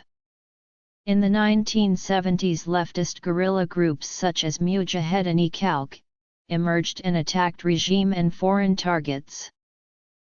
Nearly 100 Iran political prisoners were killed by the SEVAK during the decade before the revolution, and many more were arrested and tortured. The Islamic clergy, headed by the Ayatollah Ruhollah Khomeini, were becoming increasingly vociferous. Iran greatly increased its defense budget and by the early 1970s was the region's strongest military power. Bilateral relations with its neighbor Iraq were not good, mainly due to a dispute over the Shatt al-Arab waterway. In November 1971, Iranian forces seized control of 3 islands at the mouth of the Persian Gulf. In response, Iraq expelled thousands of Iranian nationals. Following a number of clashes in April 1969, Iran abrogated the 1937 accord and demanded a renegotiation. In mid-1973, the Shah returned the oil industry to national control. Following the Arab-Israeli War of October 1973, Iran did not join the Arab oil embargo against the West and Israel. Instead, it used the situation to raise oil prices, using the money gained for modernization and to increase defense spending. A border dispute between Iraq and Iran was resolved with the signing of the Algiers Accord on March 6, 1975. The Iranian Revolution, also known as the Islamic Revolution, was the revolution that transformed Iran from an absolute monarchy under Shah Mohammad Reza Pahlavi, to an Islamic republic under Ayatollah Ruhollah Khomeini, one of the leaders of the revolution and founder of the Islamic Republic. Its time span can be said to have begun in January 1978 with the first major demonstrations, and concluded with the approval of the new theocratic constitution whereby Ayatollah Khomeini became supreme leader of the country in December 1979. In between, Mohammad Reza Pahlavi left the country for exile in January 1979 after strikes and demonstrations paralyzed the country, and on February 1, 1979 Ayatollah Khomeini returned to Tehran. The final collapse of the Pahlavi dynasty occurred shortly after on February 11 when Iran's military declared itself neutral after guerrillas and rebel troops overwhelmed troops loyal to the Shah in armed street fighting. Iran officially became an Islamic republic on April 1, 1979, when Iranians overwhelmingly approved a national referendum to make it so. The ideology of revolutionary government was populist, nationalist and most of all Shia Islamic. Its unique constitution is based on the concept of Vilayat-e-Faqih, the idea advanced by Khomeini that Muslims, in fact everyone, requires guardianship, in the form of rule or supervision by the leading Islamic jurist or jurists. Khomeini served as this ruling jurist, or supreme leader, until his death in 1989. Iran's rapidly modernizing, capitalist economy was replaced by populist and Islamic economic and cultural policies. Much industry was nationalized, laws and schools Islamicized, and Western influences banned. The Islamic Revolution also created great impact around the world. In the non-Muslim world it has changed the image of Islam, generating much interest in the politics and spirituality of Islam, along with fear and distrust towards Islam and particularly the Islamic Republic and its founder. Khomeini served as leader of the revolution or as supreme leader of Iran from 1979 to his death on June 3, 1989. This era was dominated by the consolidation of the revolution into a theocratic republic under Khomeini, and by the costly and bloody war with Iraq. The consolidation lasted until 1982-3, as Iran coped with the damage to its economy, military, and apparatus of government, and protests and uprisings by secularists, leftists, and more traditional Muslims, formerly ally revolutionaries but now rivals, were effectively suppressed. Many political opponents were executed by the new regimes. Following the events of the revolution, Marxist guerrillas and Federalist parties revolted in some regions comprising Khuzestan, Kurdistan and Gonbad-e-Qabbus, which resulted in severe fighting between rebels and revolutionary forces. These revolts began in April 1979 and lasted between several months to over a year, depending on the region. The Kurdish uprising, led by the KDPI, was the most violent, lasting until 1983 and resulting in 10,000 casualties. In the summer of 1979, a new constitution giving Khomeini a powerful post as guardian jurist, supreme leader, and a clerical council of guardians power over legislation and elections, was drawn up by an assembly of experts for constitution. The new constitution was approved by referendum in December 1979. An early event in the history of the Islamic Republic that had a long-term impact was the Iran hostage crisis. Following the admitting of the former Shah of Iran into the United States for cancer treatment, on November 4, 1979, Iranian students seized U.S. embassy personnel, labeling the embassy a den of spies. 52 hostages were held for 444 days until January 1981. An American military attempt to rescue the hostages failed. The takeover was enormously popular in Iran, where thousands gathered in support of the hostage takers, and it is thought to have strengthened the prestige of the Ayatollah Khomeini and consolidated the hold of anti-Americanism. It was at this time that Khomeini began referring to America as the Great Satan. In America, where it was considered a violation of the long-standing principle of international law that diplomats may be expelled but not held captive, it created a powerful anti-Iranian backlash. Relations between the two countries have remained deeply antagonistic, and American international sanctions have hurt Iran's economy.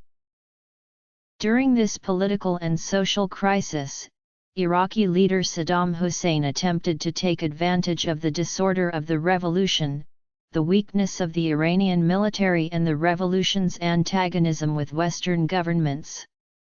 The once strong Iranian military had been disbanded during the revolution, and with the Shah ousted, Hussein had ambitions to position himself as the new strong man of the Middle East, and sought to expand Iraq's access to the Persian Gulf by acquiring territories that Iraq had claimed earlier from Iran during the Shah's rule. Of chief importance to Iraq was Khuzestan, which not only boasted a substantial Arab population, but rich oil fields as well.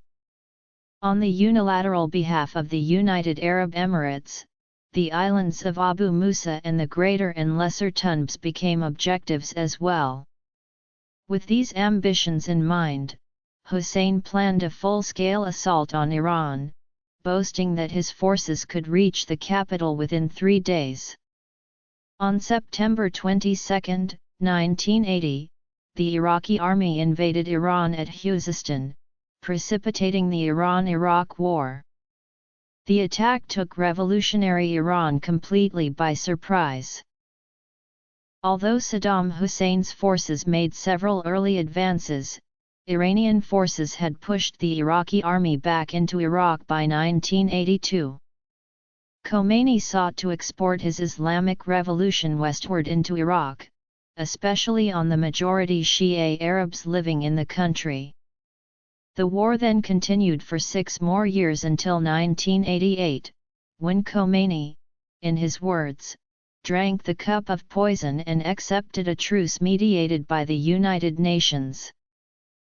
Tens of thousands of Iranian civilians and military personnel were killed when Iraq used chemical weapons in its warfare. Iraq was financially backed by Egypt, the Arab countries of the Persian Gulf, the Soviet Union and the Warsaw Pact states, the United States, France, the United Kingdom, Germany, Brazil, and the People's Republic of China. There were more than 100,000 Iranian victims of Iraq's chemical weapons during the 8-year war. The total Iranian casualties of the war were estimated to be between 500,000 and 1 million. Almost all relevant international agencies have confirmed that Saddam engaged in chemical warfare to blunt Iranian human wave attacks. These agencies unanimously confirmed that Iran never used chemical weapons during the war. Starting on July 19, 1988 and lasting about 5 months, the government systematically executed thousands of political prisoners across Iran. This is commonly referred to as the 1988 executions of Iranian political prisoners or the 1988 Iranian massacre.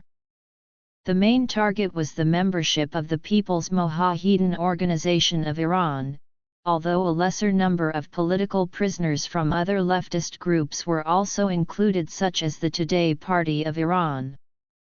Estimates of the number executed vary from 1,400 to 30,000. On his deathbed in 1989, Khomeini appointed a 25-man Constitutional Reform Council which named then-President Ali Khomeini as the next supreme leader, and made a number of changes to Iran's constitution. A smooth transition followed Khomeini's death on June 3, 1989. While Khomeini lacked Khomeini's charisma and clerical standing, he developed a network of supporters within Iran's armed forces and its economically powerful religious foundations. Under his reign, Iran's regime is said by at least one observer to resemble more a clerical oligarchy than an autocracy. Succeeding Khomeini as president was pragmatic conservative Ali Akbar Hashemi Rafsanjani, who served 2 4-year terms and focused his efforts on rebuilding Iran's economy and war-damaged infrastructure, though low oil prices hampered this endeavor. He sought to restore confidence in the government among the general population by privatizing the companies that had been nationalized in the first few years of the Islamic Republic, as well as by bringing in qualified technocrats to manage the economy. The state of their economy also influenced the government to move towards ending their diplomatic isolation. This was achieved through the re-establishment of normalized relations with neighbors such as Saudi Arabia and an attempt to improve its reputation in the region with assertions that its revolution was not exportable to other states. During the Persian Gulf War in 1991, the country remained neutral, restricting its action to the condemnation of the U.S. and allowing fleeing Iraqi aircraft and refugees into the country. Iran in the 1990s had a greater secular behavior and admiration for Western popular culture than in the previous decades. It had become a way in which the urban population expressed their resentment at the invasive Islamic policies of the government. The pressures from the population placed on the new supreme leader, Ayatollah Ali Khomeini, led to an uneasy alliance between him and President Akbar Hashemi Rafsanjani. Through this alliance they attempted to hinder the ulama's ability to gain further control of the state. In 1989, they created a sequence of constitutional amendments that removed the office of Prime Minister and increased the scope of presidential power. However, these new amendments did not curtail the powers of the supreme leader of Iran in any way. This position still contained the ultimate authority over the armed forces, the making of war and peace, the final say in foreign policy, and the right to intervene in the legislative process whenever he deemed it necessary. President Rafsanjani's economic policies that led to greater relations with the outside world and his government's relaxation on the enforcement certain regulations on social behavior were met with some responses of widespread disenchantment among the general population with the ulama as rulers of the country. This led to the defeat of the government's candidate for president in 1997, who had the backing of the supreme Islamic jurist. He was beaten by an independent candidate from the reformist, Mohammad Khatami.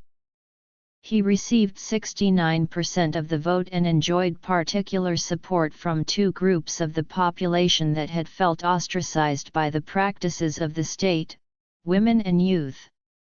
The younger generations in the country had been too young to experience the Shah's regime or the revolution that ended it, and now they resented the restrictions placed on their daily lives under the Islamic Republic. Mohammad Khatami's presidency was soon marked by tensions between the reform-minded government and an increasingly conservative and vocal clergy. This rift reached a climax in July 1999 when massive anti-government protests erupted in the streets of Tehran. The disturbances lasted over a week before police and pro-government vigilantes dispersed the crowds. Khatami was re-elected in June 2001, but his efforts were repeatedly blocked by the conservatives in the parliament. Conservative elements within Iran's government moved to undermine the reformist movement, banning liberal newspapers and disqualifying candidates for parliamentary elections. This clampdown on dissent, combined with the failure of Khatami to reform the government, led to growing political apathy among Iran's youth. In June 2003, anti-government protests by several thousand students took place in Tehran. Several human rights protests also occurred in 2006.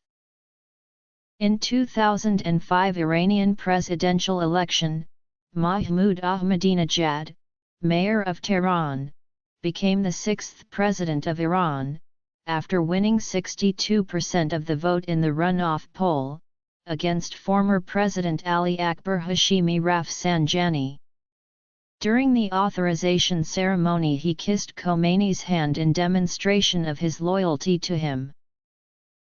During this time, the American invasion of Iraq, overthrow of Saddam Hussein's regime and empowerment of its Shia majority, all strengthened Iran's position in the region, particularly in the mainly Shia south of Iraq, where a top Shia leader in the week of September 3, 2006 renewed demands for an autonomous Shia region.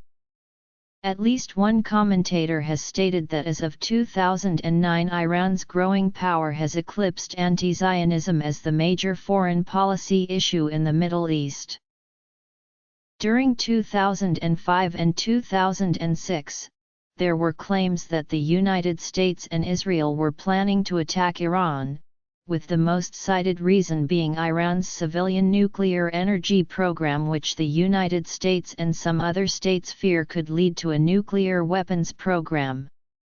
China and Russia opposed military action of any sort and opposed economic sanctions. Supreme Leader Ali Khomeini issued a fatwa forbidding the production, stockpiling, and use of nuclear weapons.